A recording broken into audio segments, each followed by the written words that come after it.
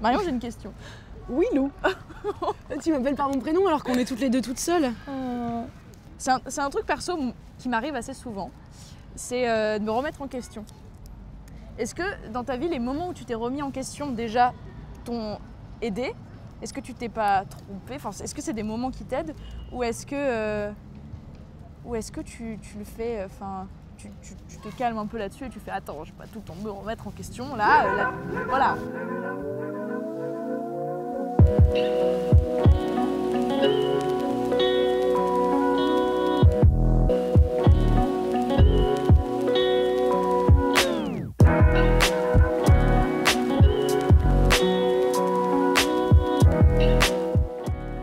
Je crois que quand tu as ouvert la vanne de la remise en question, tu peux pas trop la fermer du jour au lendemain. Je perçois deux types de remise en question. Celle plutôt idéologique, où tu te dis je vais tout remettre en question dans ce qu'on m'a appris. Et je vais me poser la question, est-ce qu'a priori les choses sont comme ça parce qu'elles sont comme ça, parce qu'une force divine l'a décidé, ou est-ce que les choses sont comme ça parce que justement on m'a pas arrêté de me dire que c'était comme ça et aujourd'hui ce que je dis c'est pas mon avis, c'est ce que je répète que j'ai entendu. Je pense que quand tu commences à être un peu féministe et à te rendre compte des inégalités et des injustices, de toute façon tu es obligé de déconstruire tout ce qu'on t'a appris, tu es obligé de te dire est-ce que le rose c'est vraiment pour les filles? Oui c'est ça, parce que tu te les rends garçons compte ont-ils vraiment une bite? Oui, pour la plupart. Oui, pas tous et pas tous. Mais au moins tu te mets à poser les questions. Vraiment, et du coup tu déconstruis tout ce que tu as autour de toi et donc tu remets tout en question. Et en fait c'est horrible d'ouvrir la vanne de la remise en question idéologique parce que finalement tu te mets à tout remettre en question. Ouais. Tu es là dans ta salle de bain, tu es en train de t'hydrater et tu te dis est-ce que cette crème m'hydrate vraiment ou est-ce que je crois que cette crème m'hydrate et c'est pourquoi elle m'hydrate voilà. Est-ce que c'est un effet placebo? Est-ce que ce Doliprane soigne vraiment ma migraine ou est-ce que ce Doliprane n'est finalement que le résultat de l'imagination de pharmaciens torturés qui souhaitaient calmer pour le faux. Mais tu vois ce que je veux dire? Tu le fais avec tout et avec toutes les relations humaines en me disant est-ce que j'aime cette personne car j'aime vraiment cette personne ou est-ce que j'aime cette personne parce que quand j'avais 14 ans je rêvais totalement de sortir avec une personne qui ressemblait à ça et qui portait ça et qui voulait ça et qui disait ça. Et ça c'est cool, cette remise en question là, moi je l'aime bien. En fait le fait de douter tout le temps de tout me fait me dire oh putain la vie est excitante. Genre si j'avais un avis et que je restais campée dessus, je me dis waouh, ça mène tellement vite à la haine.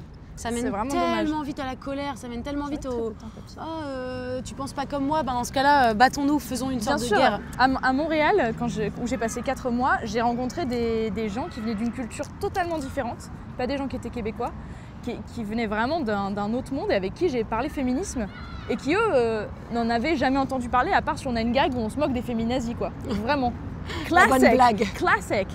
Et donc je leur ai dit mais en fait attendez on fait des trucs bien, on n'est pas là pour fliquer les gens et faire oh là là c'est pas bien. En fait on est là pour discuter et tout. Et puis eux m'ont dit bah tu vois quand j'ai des discussions avec les gens je laisse, même si j'ai mon avis, que je défends un avis, je laisse entrer ce qu'ils me proposent et je réfléchis dessus et très souvent bah, ça modifie ma perception des choses. Et ces gens-là que j'ai rencontrés, aujourd'hui, ils font plus de blagues sexistes. Ils ont changé en fait. Quand quelqu'un traite une femme de pute sur internet, ah sale grosse pute, ils leur disent mais arrête de dire ça quoi. Calme-toi bien. Et maintenant ils font attention. Enfin, ils ont un nouveau regard. Et en fait ces gens-là sont aussi un miroir pour moi de me dire moi aussi quand on me dit un truc, il faut que je reste ouverte, que je prenne le propos et après ça fait son truc en moi. Après ça me retravaille, après j'y repense, après je modifie ma perception des choses ou pas en fait. J'ai l'impression que la remise en question c'est comme un sport et plus t'en fais, plus t'es bon à le faire et plus tu tires ta réflexion au-delà. Parce que même humainement, la remise en question dans les relations personnelles, intimes, elle est cool aussi. Mais elle peut aussi mener à vachement de manque de confiance où tu vas sans cesse avoir besoin d'être sûr que c'est moi ou c'est... Est-ce que c'est moi? Oui voilà. Genre viens on discute et on voit dans ce conflit qui a raison, qui a tort. Il y a un truc où à un moment, à force de se remettre en question et de tout le temps dire ok c'est bon, c'est pour moi, j'ai eu tort de te dire ça, j'ai fait l'erreur. Si tu es systématiquement celui qui se remet en question, il y a un moment où tu vas juste te laisser bolosser tout le temps. Ouais, et te dire est-ce que c'est moi qui ai impliqué ça ou est-ce que c'est juste l'autre qui a été un connard? Et ça c'est difficile. Mais C'est vrai. Mais je peux plus être avec des gens qui savent pas se remettre en question. Je peux plus avoir des amitiés ou des relations différentes avec des gens qui sont incapables de dire « Ah, peut-être t'as raison, j'avais pas vu ça sous cet angle » ou sans crier voilà ce que moi je pense plutôt. Tu vois ce que je veux dire? Oui, j'ai un truc de... Quand tu commences à te remettre en question, tu peux plus voir des gens qui sont incapables de le faire. Ouais. Et surtout, tu vois quand les gens sont incapables de le faire. Ah oui, ça se voit. Tu vois quand les gens trouvent des prétextes environnementaux pour dire « Oui, mais là pour le coup, c'était parce qu'il y avait ça, ça et ça. Ça peut pas être de ma faute. » En fait, le problème... Ça m'est arrivé tellement de fois, ça. Le problème de se remettre en question, ça veut dire accepter qu'on a peut-être eu tort.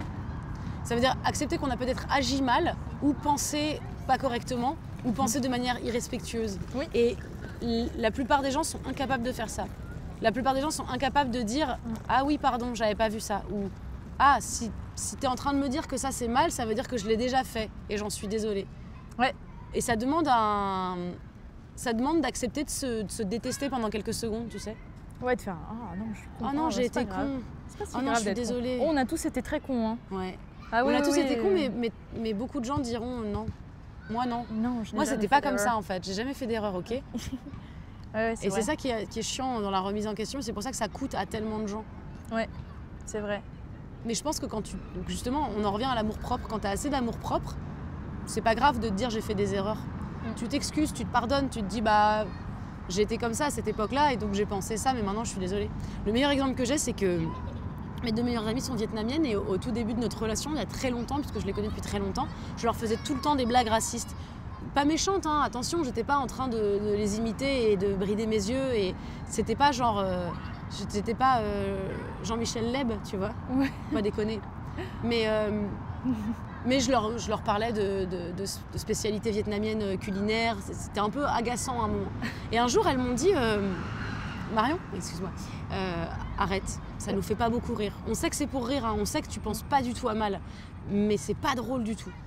Et j'ai fait, ok. Et sur le coup, je me suis haïe, je me suis dit merde, je les blesse depuis potentiellement plein de mois. Genre ce que je fais, ça les blesse et elles ont pas osé me le dire avant parce que c'est difficile de dire à quelqu'un, tu me blesses.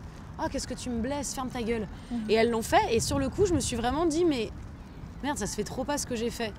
Et je me suis sentie un peu piteuse pendant un certain temps. Et ensuite, je me suis dit, bah, j'arrêterai, ok, je suis désolée, excusez-moi. Je suis désolée de vous avoir blessé, c'était pas ça que je voulais faire. Et à l'inverse, c'est déjà arrivé à mon amie Sonia d'avoir un échange à ce sujet-là avec une autre nana à qui elle a dit, attention, parce qu'en fait, ce que tu dis, c'est raciste et moi, ça me blesse. Et la nana lui a dit, non, mais ça va, en fait, t'as aucun humour. Tu sais, si t'as un problème avec les trucs qu'on te dit, peut-être qu'il faudrait que t'ailles voir un psy. Et elle était là. Ça s'appelle retourner le problème et c'est pas une très bonne idée. Et je me dis, à chaque fois que tu dis à quelqu'un, est-ce que tu peux t'excuser ou remettre en question ce que tu dis qui me blesse, les gens ont une réaction sur la défensive tout le temps. L'avantage de se remettre en question, c'est que t'es plus jamais sur la défensive quand on te dit... C'est vrai. Attention. Ouais. Ce genre de réaction que t'as de faire, waouh, tu devrais aller voir un psy, c'est totalement irrationnel. Je suis sûre que si la personne, elle s'écoutait, elle ferait... Pourquoi j'ai dit ça? Parce que c'est totalement irrationnel, c'est une réaction de défense parce qu'on n'aime pas avoir tort. Enfin, on n'aime pas avoir tort, donc on réagit de manière stupide pour ça.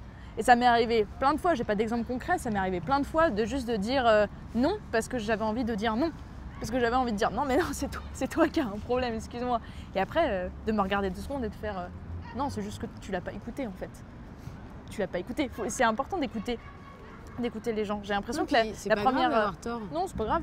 C'est souvent les adultes, en fait, j'ai l'impression. C'est tellement les adultes. C'est tellement les adultes, ouais. Et je dis ça comme si j'étais encore un enfant. C'est tellement les adultes. C'est les grands, en fait. C'est tellement les grands. Nos parents, parfois, comme ils ont... non, je sens que t'es prête à dire un nom. Allez, je balance non. Non, mais souvent, nos parents, ils se rendent pas compte. Mais comme on est leur enfant, ils partent du principe qu'ils ont raison. Oui. Non mais c'est con, moi je fais ça parfois avec mes neveux, c'est que parfois ils me disent un truc, j'en fais non mais attends, et parce que j'ai intégré que j'étais une autorité adulte. Mais en fait non, hein, ils peuvent m'apprendre des trucs, hein, en vrai, pour vrai. Ils peuvent m'apprendre des trucs. Et avec mes parents, j'ai l'impression aussi que parfois je dois vraiment ramer un petit peu pour qu'ils m'écoutent et qu'ils fassent c'est pas parce que c'est mon enfant qu'elle a tort, tu vois. Moi par exemple, j'ai des amis, je leur dis des trucs, ils font ouais, ils écoutent pas. 2 heures après, quelqu'un d'autre, un mec leur dit la même chose et ils font oh putain hyper intéressant, c'est génial ce que tu dis. Tu sais quoi, je vais t'écouter et je vais le faire putain. Et à chaque fois je suis là genre est-ce que c'est moi qui passe mal les messages? Est-ce que c'est moi qui suis nulle pour convaincre les gens? Ou est-ce que, genre, juste, t'as des personnes qui n'écoutent pas les messages quand ils viennent de certaines personnes? PTDR. PTDR. LOL. LOL. Ça t'arrive pas? Quelqu'un répète ton idée? Si, quelqu'un répète. Excellent. Du coup, maintenant, je décide de faire passer mes messages toujours par quelqu'un d'autre. Voilà. C'est beaucoup plus pratique. C'est compliqué. Ouais. Du coup, c'est comme ça que j'ai créé Emmanuel Macron. Ah ouais? Ouais, c'est moi qui l'ai créé. Il passe toutes mes idées. J'ai pas que des bonnes idées. T'as ce truc frustrant de... J'ai pas de chute. Parce que regarde cet enfant manger des Pringles et du coup, Ça crie fort. Ça crie, hein? Mais pourquoi surtout? Il n'y a pas d'autre square? Parce que je crie comme ça, moi.